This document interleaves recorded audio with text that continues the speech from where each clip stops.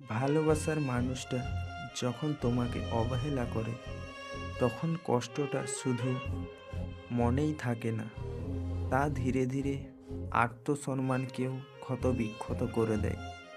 যে মানুষটাকে তুমি নিজের সবটা দিয়েছিলে, যার একটু হাসির জন্য তুমি অপেক্ষা করতে, যার একটুখানি কথা তোমার পুরো দিন বদলে দিত, সেই মানুষটাই যখন তোমার অস্তিত্বকে অদৃশ্য করে দেয়, তখন মনে হয় যেন তুমি অকারণেই নিজেকে ছোট করে ফেলেছ।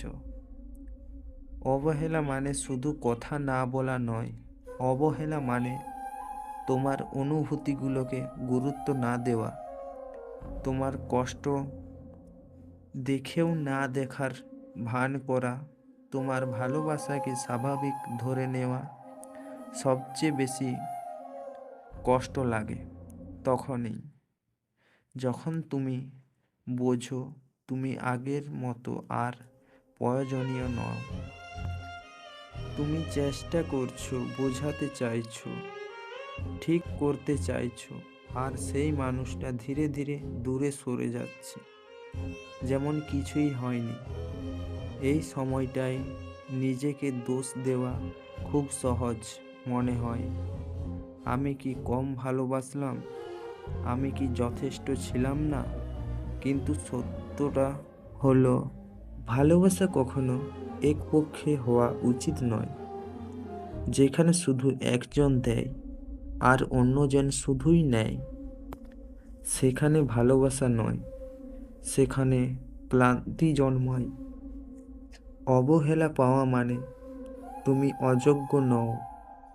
এর মানে হলো সে মানুষটা তোমার মূল্য বুঝতে পারেনি।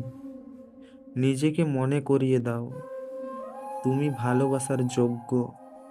যে মানুষ তোমার অনুভূতিকে সম্মান করে না, সে তোমার ভবিষ্যতেরও সম্মান রাখতে পারবে না। কষ্ট পাওয়া স্বাভাবিক, কান্না আসাও স্বাভাবিক, কিন্তু নিজের আত্মসম্মান বিসর্জন দেওয়া ঠিক নয়।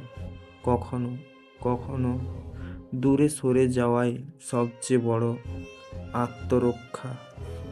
যে ভালোবাসা তোমাকে ছোট করে দেয়, যে সম্পর্কে তোমার হাসিটা কেড়ে নেয়, তা ছেড়ে আসাটাই সাহস।